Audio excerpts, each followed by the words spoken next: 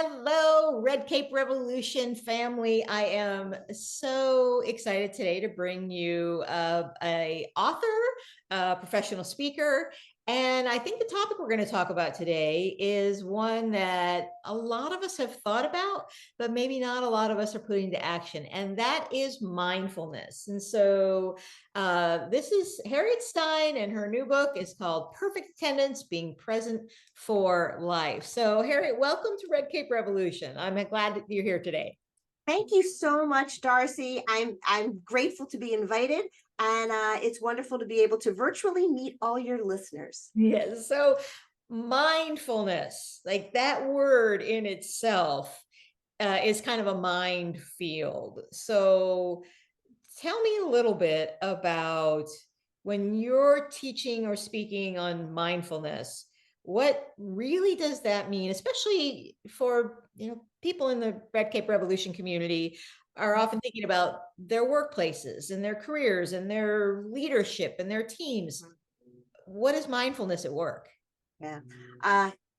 Excellent question. And when I say that I did something literally 15 minutes ago, I'm not like even making this up, but I just read 15 minutes ago that 2/3 of all jobs by 2030 are going to demand soft skills. 2/3. And I thought, how fascinating. Maybe this is why they have rebranded the term soft skills and now they call them power skills. Oh, I like that so much better. I hate the word soft skills. Right. Well, they are power skills, right? Because communication, emotional intelligence, your ability at work to be flexible and adaptable, these are all power skills. These are not in any way soft if you are a leader or if you are a team member. It is incredibly important and valuable for everyday workplace situations. So how does mindfulness then fit into these power tools or power skills? How does the act of mindfulness fit there? Right. Well, all through my book, I put in specific examples called place a pause. And I'll give you an example of what this looks like. Maybe your manager asks you to take on a new project. In that moment, I'm going to ask you to place a pause. Not for 15 minutes, not for an hour, a moment. And then notice if you were going to respond or react. There is quite a big difference. And we know what it's like to sometimes make the wrong choice because we all know what it's like to hit send on an email or a text or say something to maybe a manager or someone who is reporting to us. And a second later, we're thinking, why did I do that? And I can't take it back.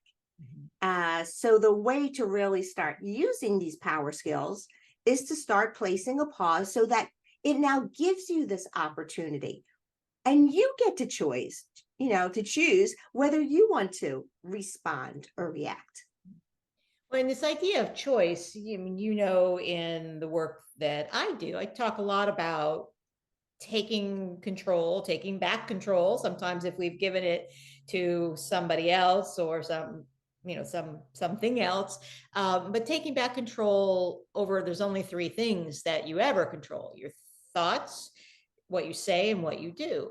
But I've had people criticize me and say, well, you can't control your thoughts. But what you're kind of talking about with that pause is the moment to consider your thought. Can you tell us a little bit more about like how that works in the brain, how that works? Like, why don't we just do that naturally? So first of all, those people who come after you and say those things, I want to meet them. Feel free to reach out to me. I think the reason why you are such an effective coach is because you focus on clarity and building, confidence and courage. And when you want to get people unstuck, the very first thing people need to do is to bring self-awareness to the situation. So we can't control anything except ourselves. That's the only thing in this entire world we can control. As much as we would love to control a lot of other things, there truly is nothing else we can control in this world other than ourselves. So mindfulness, all it is paying attention moment by moment with non-judgment to our thoughts. The So the non-judgment piece is really interesting, right? Because that little lizard brain, that primitive part of our brain that just keeps nagging at us. And I know that a lot of folks that I have the good fortune to work with will that judge's voice is really loud and it can really pull us down. So I would love for you to tell us a little bit more about some things that we can do to overcome that, to talk back to that. And I think you said paying attention to your thoughts, not just, saying mantras or magic words or something. no, we don't have to change anything. We don't have to change anything about ourselves or others. We're just noticing. And this is a practice of compassion. So at 2 o'clock in the morning, if you find yourself unable to sleep, I always like to say, if you get out your phone, I will appear like Glinda the Good Witch in your home, ripping the phone out of your hands, because that is never an effective way to get back to sleep. But it's just really important to notice our thoughts. Are we thinking about a past we can't change, or worrying about a future that hasn't yet happened? And has worrying ever helped us? I mean, so where is it most valuable to place our attention? In a past we can't change, in a future that hasn't happened, or during the only moment that actually exists, which is this one right now, this one that we are having. Well, and that's one of the things that I love about the title of your book, Perfect Attendance. It is back to attending to what is the moment that we're having right now. And I know this is lifelong work that I've had to do. I'm sure I'm not alone, but just in not future cycling, right? Thinking about everything. And so many times I think, also as women, we've been called excellent multitaskers, but I'm having this conversation now, but if I'm planning dinner or what I have to do tomorrow, or the 3 other things that are going to happen today, staying present is a challenge.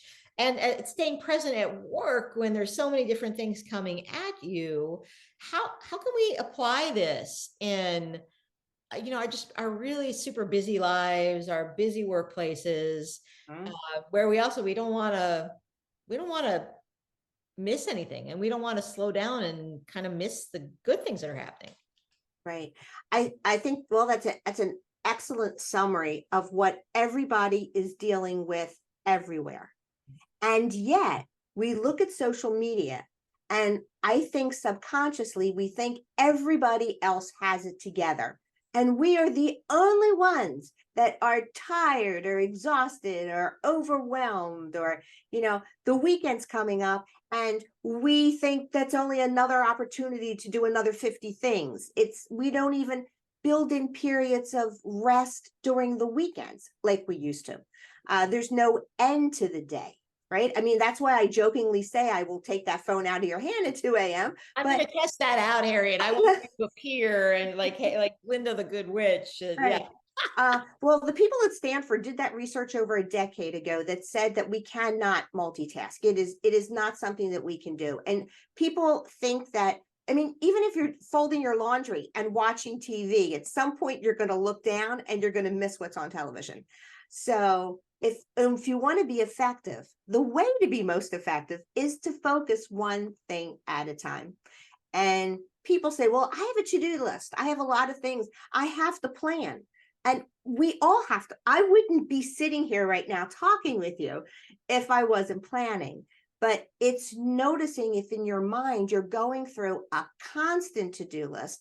This is why you are so effective working with your clients, because you work with them to say, make a list, write it down. It does not help you to be able to get your work done if you're trying to do 10 things at the same time. It's just not effective. And one of the things that I think is always interesting in your perspective on this is that you come from a nursing background. So you are medical professional.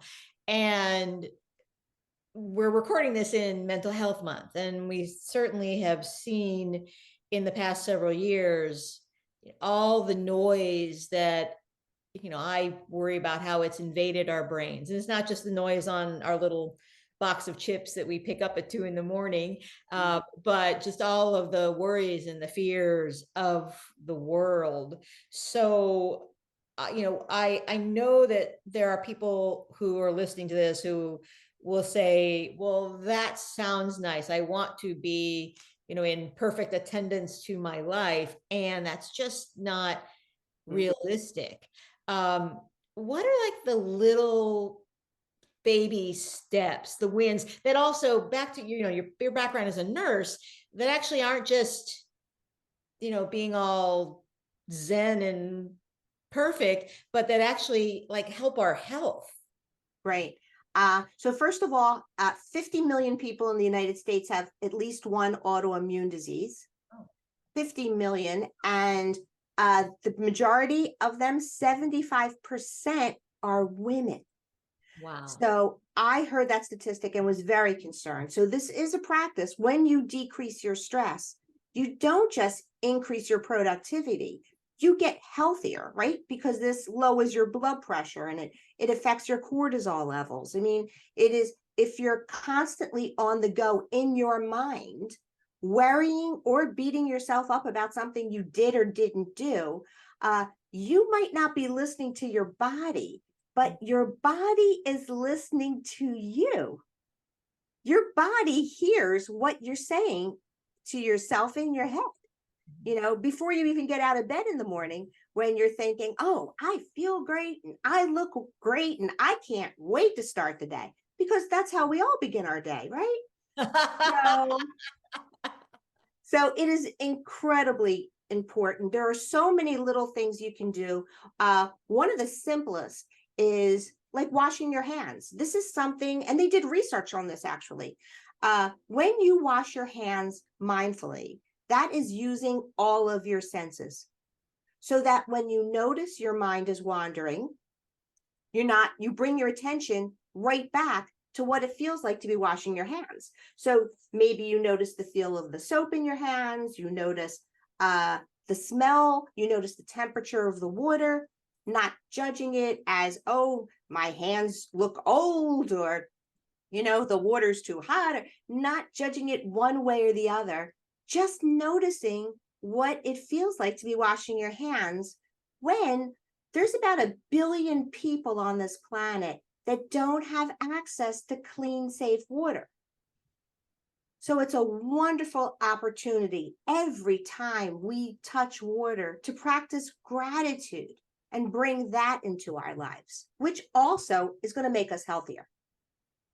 The connection between the mind and the body is so fascinating. When you think about all the issues that we've had in the recent past with COVID and diseases, and just and that statistic about autoimmune diseases and stress, stress connected diseases. And we think about burnout, and I know, like, I've had we've had clients, and we've done some videos with folks who have just finally realized they needed to drop some balls, not necessarily like throw everything out and say, oh, I'm going to quit my job and, become a monk, but to basically say that we can't do all the things that are in front of us, that the human body, the system isn't equipped for that. We're not a computer. We can't just, put a new chip in.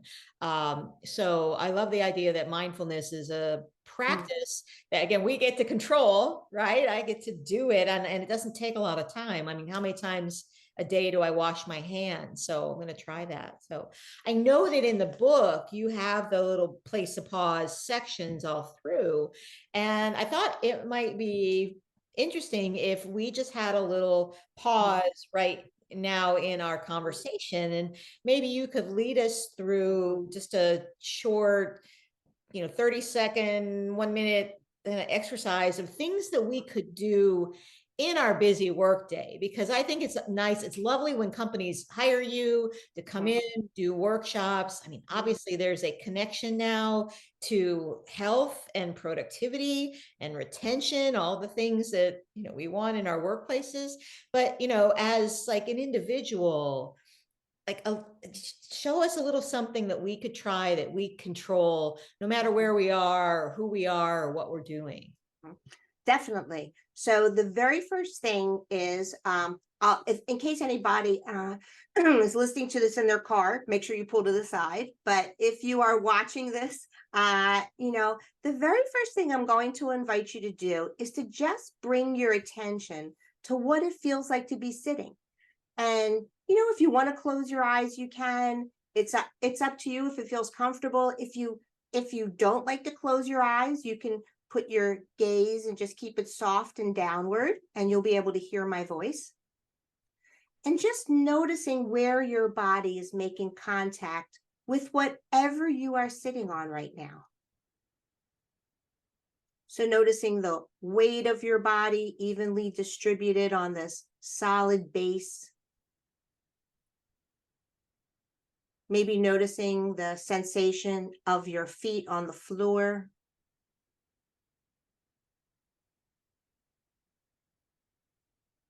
And then just checking in with places that you might be holding where you do not need to be holding. So checking in around your mouth and jaw. And if you're gripping in any way there, just relaxing that area around your jaw. Sometimes we squint when we don't need to, so maybe softening around the eyes. If your shoulders are up around your ears, just relaxing them down to a neutral position. And just getting that sense, even in just a few seconds here, that you are actually being held in place by gravity, something we rarely consider. And just getting that sense of what it feels like to be held.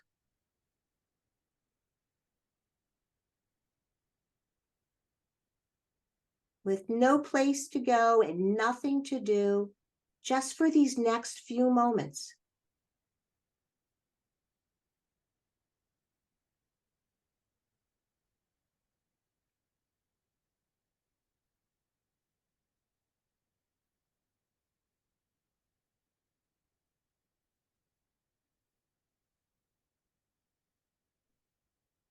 And now, if it feels comfortable for you, just opening your eyes and just noticing how it feels in your body. That's amazing that in that little bit of time, I know for me, so I did it along with, hopefully those of you listening took that little break too. And I noticed how tight I was holding my hands together and my feet. I'm sort of perched on the edge of my chair as we record this, and like how much tension there was, in my feet trying to hold forward. And how much I want a glass. I need to thank for this water. I need more water now. I was going to say, this is really good because it gives you an opportunity. What I just said, like what I said, we are listening to our bodies. Our bodies are listening to us, but we're not listening to our bodies. And here your body's like, can I just have some water? Can I just, like, hello, can I just have some water? But we don't pay attention and we just keep pushing through when our bodies want some rest, whether it's mental or physical or both. Mm-hmm. What I love about this too, and I work with a lot of leaders and they have very busy and complicated teams. And also today, often those teams are dispersed, right? They're not all in a room together. They might be all over the world, but that investing in doing just that little, I didn't time it, I think you probably were, but it probably was around a minute, right? Little exercise, and just giving everybody permission to chill, to take attendance, if you will, like, where am I today? And that is something that I know I probably need to do more with some of my teams, with the clients that I work with. We create the different spaces to do that, but there is something in that silence and permission that I think is very powerful. And I hadn't really made the connection. I think I've known intuitively there is some health benefit, but back to, I mean, that was free too, right? So yeah. So Harriet, for what's one thing then that, a busy group, people maybe who aren't used to being very compassionate with themselves, Mhm. I'll put myself in that place. People that everybody else on social media actually has it together. That's a good reminder. What's one practice, step, action that they can put into place right now that kind of helps them start on this more path to more mindfulness, to being attendant, if they will, to their life, and their life at work, their life at home. Uh, you know, I read this wonderful little quote once this person had that said, the person who wins is the person who dies with the most memories wins. Person who dies with the most memories wins. Not the person who has the most money or the most whatever that we normally judge things are, but memories. When we place a pause during our day, and we can even set a little appointment, whether our calendars or with our watch, to just immediately begin checking in with ourselves. Even before your next meeting, whether it is with your child's teacher, or whether it is with your manager, or whether it's with your team, checking in with yourself first and noticing, where are you? Are you in the current moment and the current meeting? Or are you still in the one that was an hour ago? Or are you thinking of the one that's in a week? So these are things that you can immediately bring into your life. And if you're running the meeting, why not encourage everybody to just pause just for 30 seconds? Check in. Is everybody present?